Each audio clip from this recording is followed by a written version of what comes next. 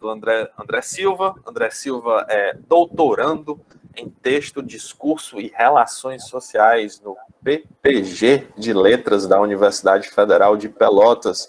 É mestre em educação pela UFPEL, Pelotas também, né?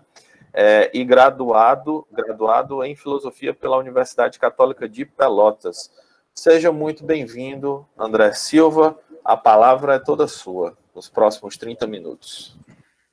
Obrigado, vocês me escutam bem? Tá me ouvindo bem, Igor? Certo. Então, eu vou passar já a leitura do meu texto, que eu preparei para esse momento tão importante, e também cronometrando aqui para não me passar tanto. A ideia é falar exatamente meia hora, então eu espero não me passar muito. Também queria dizer inicialmente que é uma perspectiva bem inicial, tem um ano mais ou menos que eu venho estudando algumas coisas que eu vou trazer aqui, e também me sinto um pouco cada vez mais estrangeiro, assim como muitos, por tratar de levar o Camus para dentro da linguística. Então eu parto do que a Samara trouxe também, né, aquela parte da filosofia e da literatura, e eu coloco mais um elemento que é a própria linguística. Então, primeiramente, eu gostaria de agradecer a organização desse evento, que é tão único, que visa a expansão de Camus e de um conhecimento tão plural que está sendo evidenciado para todos que estão presentes neste evento ao longo desses 3 dias. Fazer parte disso me faz muito feliz, pois são 5 anos estudando Camus, com uma interrupção de 2 anos do meu mestrado em educação, porque eu fui para uma outra linha de pesquisa, uma outra linha de estudo. Então, estudei em 2015 o Camus e pude voltar no ano passado a pesquisar a fundo o autor.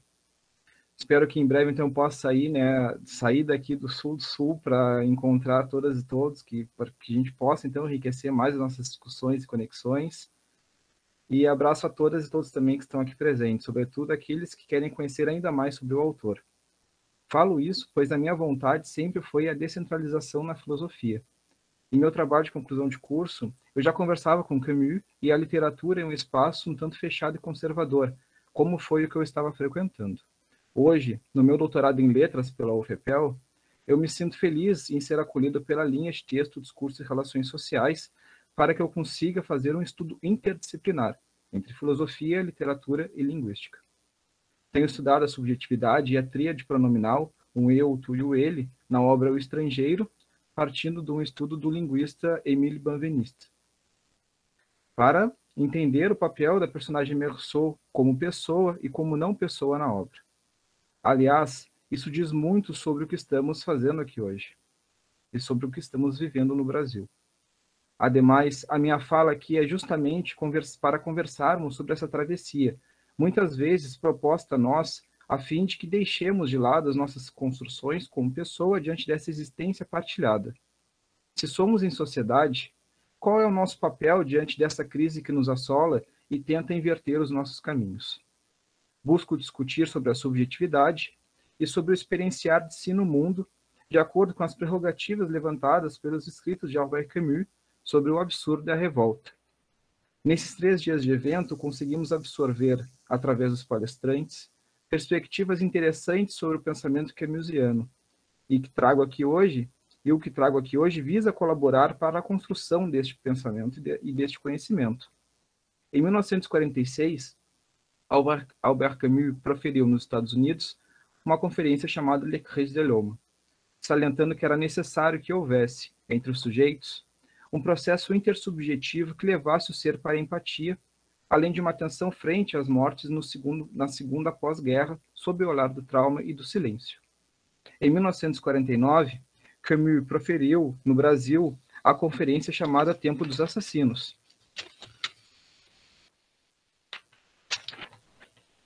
no qual o autor diz que quando a morte se transforma em estatística, em apenas um número, algo não está sendo feito corretamente. Esses 2 eventos que Camus participou são frutos de um cabedal enriquecedor, consumido por Camus ao longo do seu processo de aprendizado na filosofia, na literatura e no teatro, por exemplo, a fim de estabelecer uma construção teórica metodológica, ou seja, a meu ver, Camus, já em Núpcias e em Um Avesso ao Direito, começa uma construção sobre a subjetividade do homem, sobre linguagem e a crise humana, além da poesia. Em 2019, Serge Martin, professor de literatura contemporânea na Paris III, falou a respeito de Camus e a sua voz poética, dizendo, cito Serge Martin, portanto, ele não é mais poeta do que escritor, seu trabalho é viver. Fim de citação. A partir de Martin, começamos a entender um outro viés de estudos em Camus que nos leva ao ensaio filosófico Homem Revoltado. O pensamento de Camus foge da regra, ou seja, ambientando-nos a partir da teorização filosófica francesa dos anos 40 e 50, a linguagem em Camus era vista pelo escritor como possibilidade de quebra. Começamos em Camus um trajeto sobre a vida, o sol e o amor, e vamos para a recusa, o consentimento e o assassinato. Vejamos, estamos teorizando para além da regra, entendendo as construções sobre o que sentimos e progredimos para além daquilo que é dito para nós. Afinal, essa recusa e esse consentimento são frutos do absurdo? Penso que sim. E essa noção de absurdo, que parte da nossa voz, coincide com todas as interpelações que regem a nossa existência. Porém, assim como Camus, nós realizamos uma quebra de regra.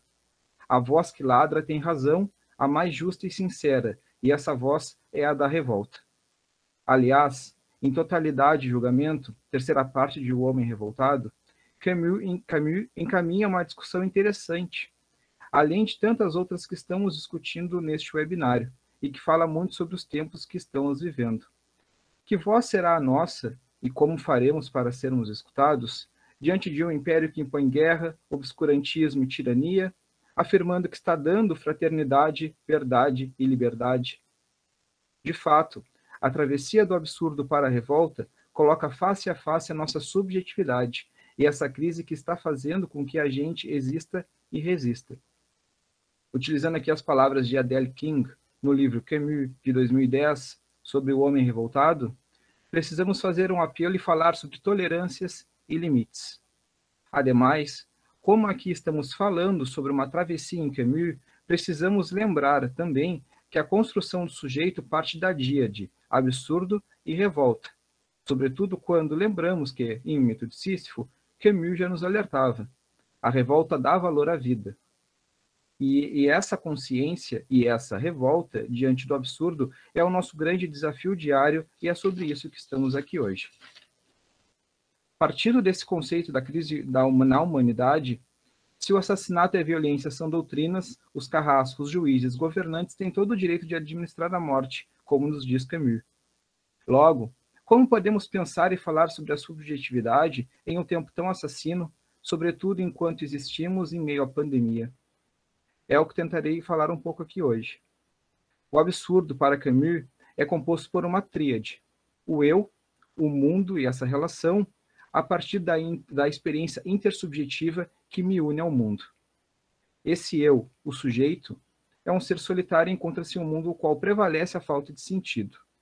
Por mais que tratemos do ciclo do absurdo como um movimento solitário, onde buscamos a nossa própria experiência na existência, estamos, de certa forma, estabelecendo uma relação com o mundo. Nós somos introduzidos numa espécie de crônica narrativa, uma crônica absurda, que é a narrativa histórica. A revelação aos olhos do sujeito absurdo, presenciada nos discursos de manipulação e de controle, é anulada pelo obscurantismo, anulando também o experienciar ao outro que está se revelando. Porém, o mundo não é absurdo, mas sim o que causa esse contraste da nossa existência é a irracionalidade que assume um papel que governa, que exclui e que dita liberdade ao tempo, algo muito semelhante ao que vivemos hoje no Brasil. Sobre o papel do homem no mundo, me recordo das passagens da filósofa Hannah Arendt sobre a contemplação e a ação.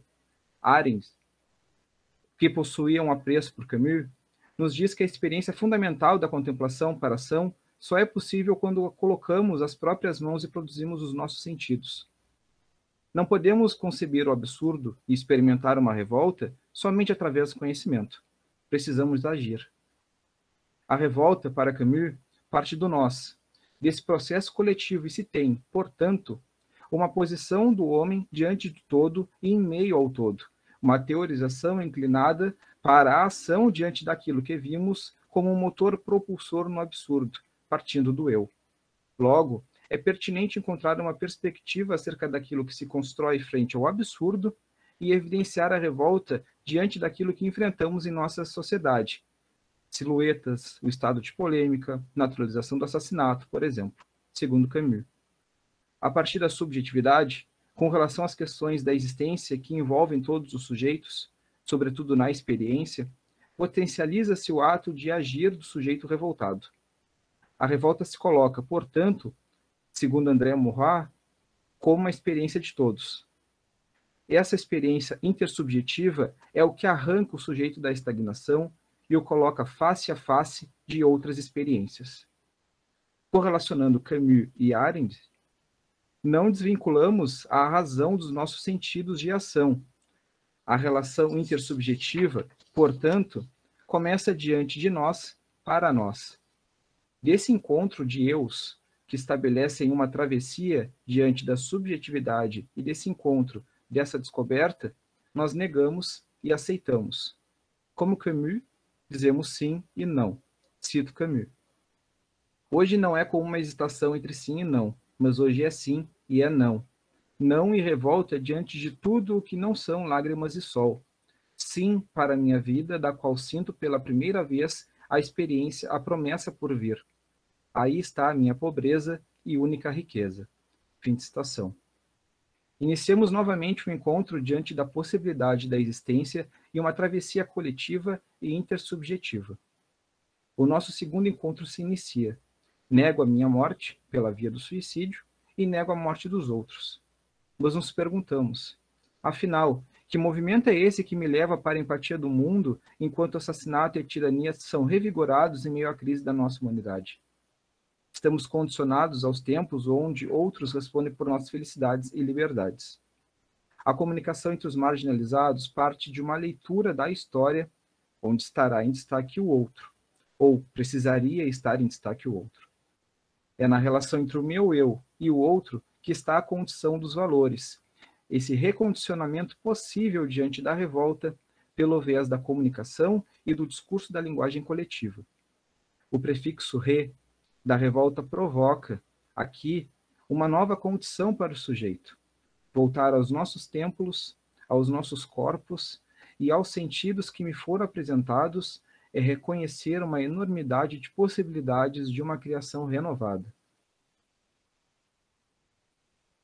Revoltar-se é, antes de mais nada, aprender a reler o mundo, rever o que me foi apresentado e repensar uma nova dinâmica para a minha própria existência.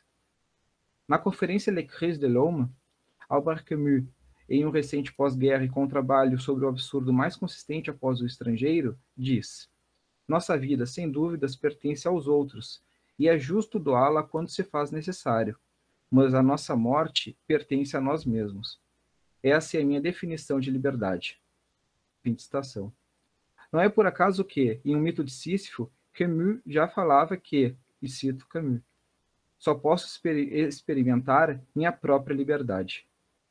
Camus trabalhou, portanto, com as paixões coletivas, sendo estes puros enfrentamentos e confrontos. Aliás, como já vimos aqui, não falamos da revolta sem falar do absurdo e sobre esse casamento que remedia a vida do homem. Esse absurdo encaminha-se para a revolta, tornando-se esse movimento um confronto perpétuo do homem com a sua própria escuridão, como escreve Camus.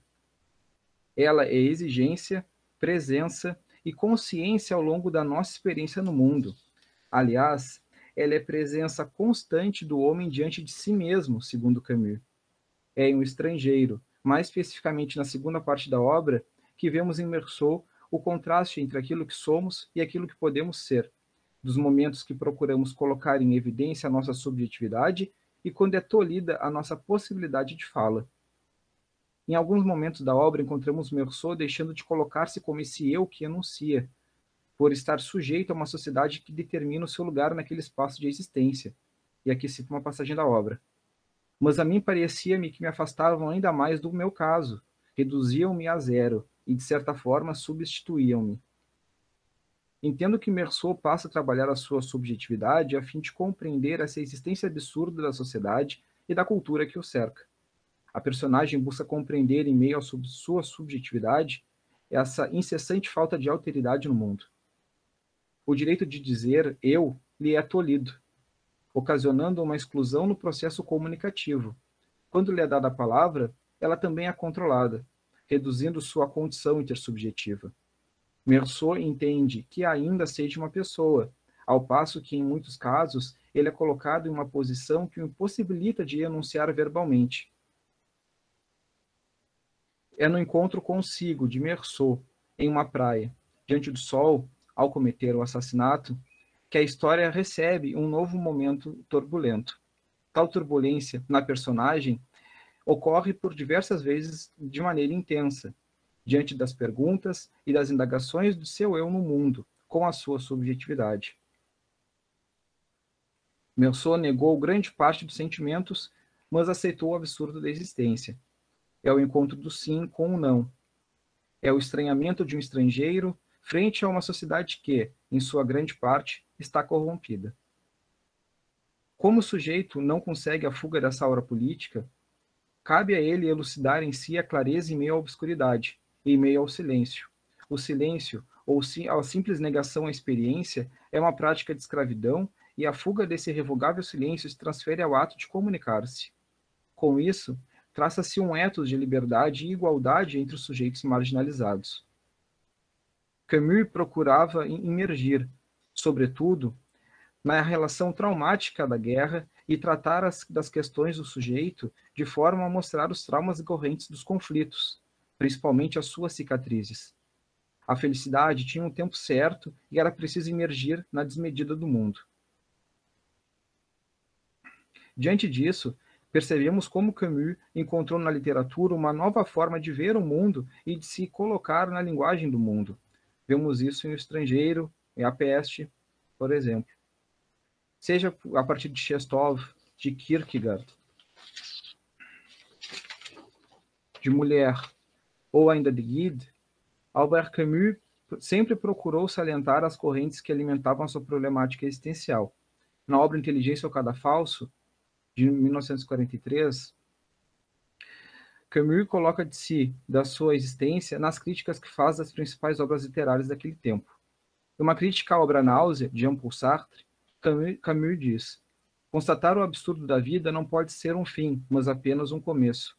Não é esta descoberta que interessa, e sim as consequências e as regras da ação que se tira dela.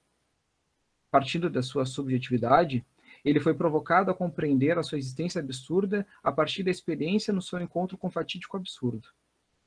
O movimento do absurdo como ponto de partida nos leva, portanto, à descoberta da ação que virá a ser consequência dos meus próprios atos, dos meus movimentos diante de uma revolta.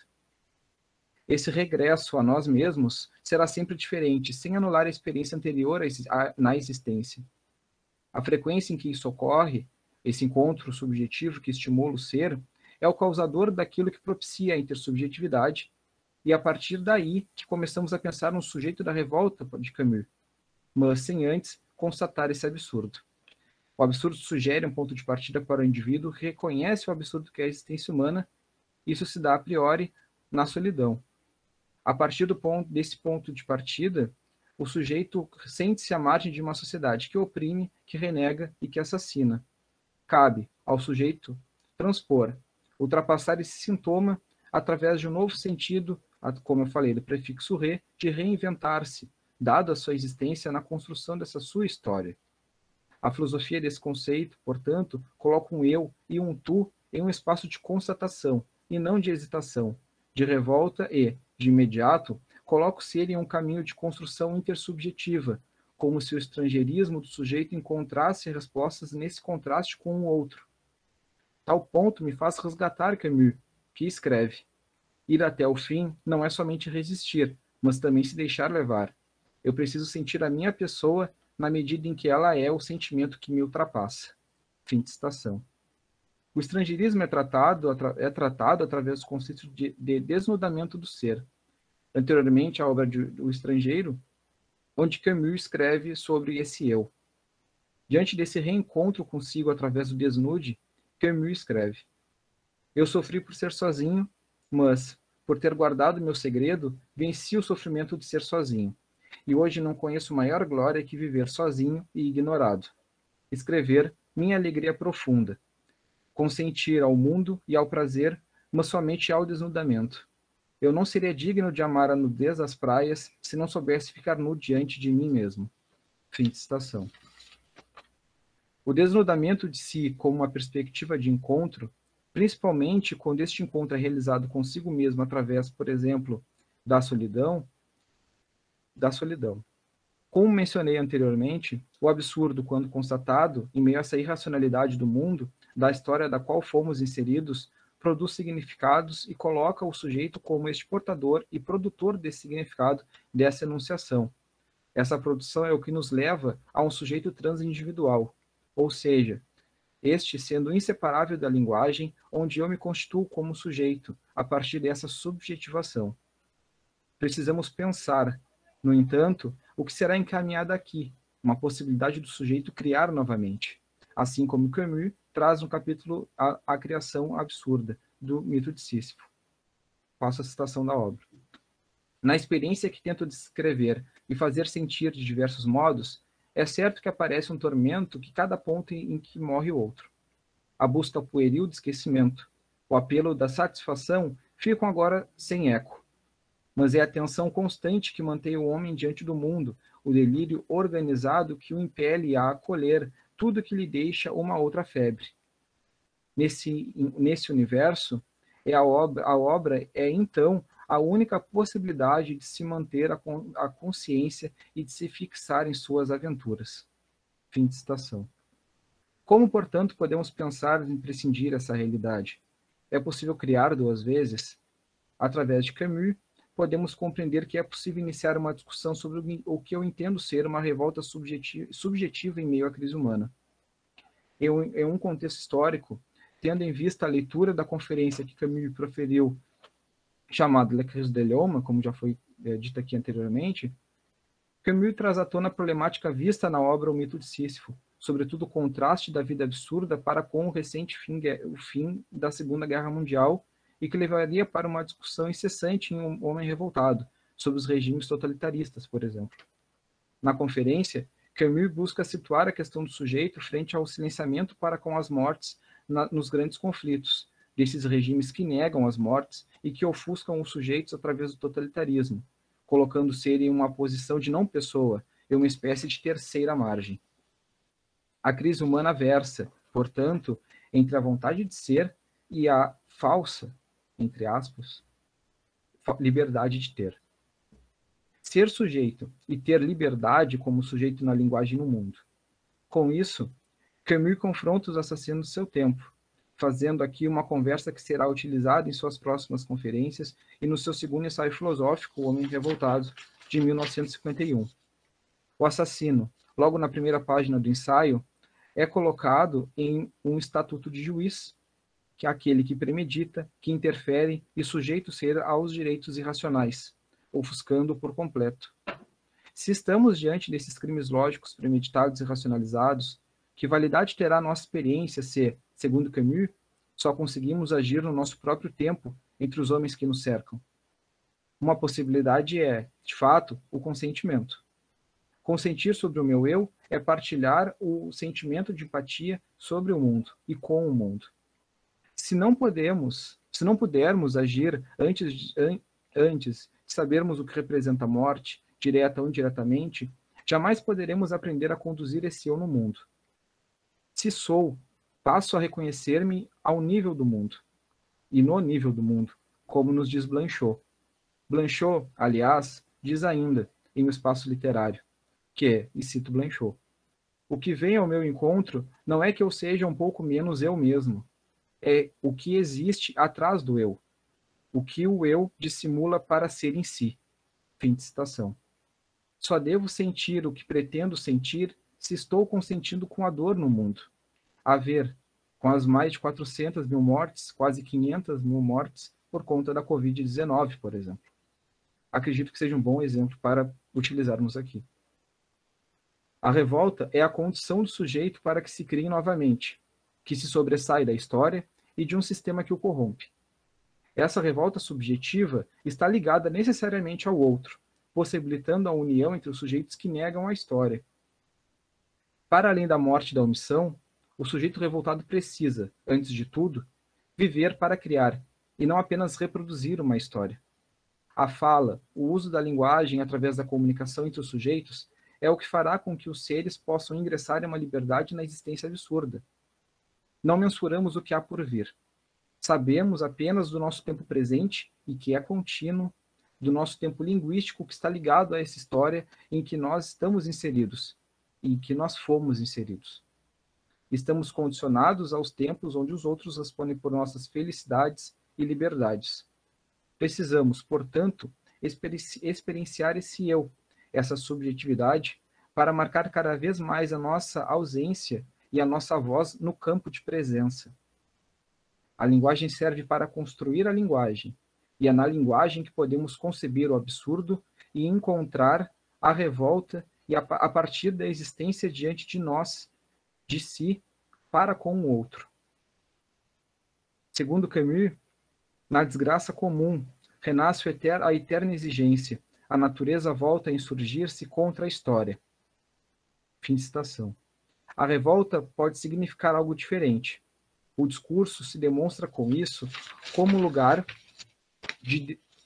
da subjetividade. E há, aqui, uma necessidade de se existir história para que haja significação. A história, tão logo, é uma construção do sujeito, sendo ele o narrador deste tempo, sendo o sujeito dessa linguagem. Como Camus nos diz em O Vento de Djamila, o mundo termina sempre por vencer a história. Conheço bem a poesia deste lugar. Lucidez, indiferença, as verdadeiras marcas do desespero ou da beleza. Enquanto a história é construída, sujeitos impõem circunstâncias que certificam que muitos desses sejam oprimidos e se encontrem no espaço de doutrina. O processo de opressão é instaurado. A experiência interrompida e a necessidade de se construir algo novo é trocado pela mesma construção repetida de um produto que conduz e consome uma sociedade. Já estou terminando, Igor. Ocorre aqui... Ô, André, oi? Tem cinco minutos. Sim, Fica à vontade aí. Estou de olho aqui. Ocorre, então, o afastamento entre os sujeitos. O eu se encontra cada vez mais introspectivo e a sua subjetividade é cada vez mais reclusa. Reclusos também são os traumas. Em um século sombrio, o século XX trouxe à existência em uma prova de imersão. O assassino, o assassinado, o senhor, o escravo. Porém, esta reclusão não deve ser esgotamento, mas sim uma reversão. Reversão à renúncia. A revolta é uma evidência ao mundo que oprime, que nega a experiência, o movimento e o esclarecimento. A revolta é clareza, afirmação diante do que negamos.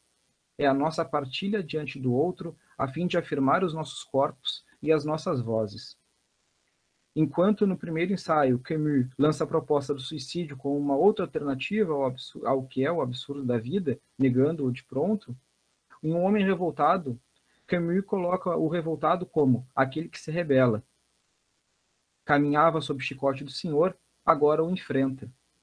Contrapõe o que é preferível ao que não é. Para finalizar, trago aqui uma citação de Camus, do Homem Revoltado, que diz: a medida não é o contrário da revolta. A revolta é a medida. É ela quem a exige, quem a defende e recria através da história e de seus distúrbios. A própria origem desse valor nos garante que ele só pode ser dilacerado. A medida, nascida da revolta, só pode ser vivida pela revolta. Em um conflito constante, perpetuamente despertado e dominado pela inteligência. Ela não vence nem a impossibilidade, nem o abismo, se equilibra com eles. Não importa o que fizermos, a desmedida conservará sempre o seu lugar no coração do homem, no lugar da solidão. Carregamos todos, dentro de nós, as nossas masmorras, os nossos crimes e as nossas devastações. Mas nossa tarefa não é soltá-los pelo mundo, e sim combatê-los em nós mesmos e nos outros. Fim de citação. Reconhecer o absurdo é revoltar-se. É também entender-se como sujeito no mundo. Sabendo que não se fará ou se movimentará sozinho, a sua relação consigo é colocada ao lado das outras subjetividades flageladas, compondo uma multidão revoltada e capaz de comunicar-se diante do bacilo da peste. É, portanto, neste desdobramento do sujeito que se vê a própria reconstrução de um ethos social, cultural e coletivo. Afinal, tudo é linguagem. Nada foge da linguagem, quando ela está ligada à experiência do discurso. Muito obrigado.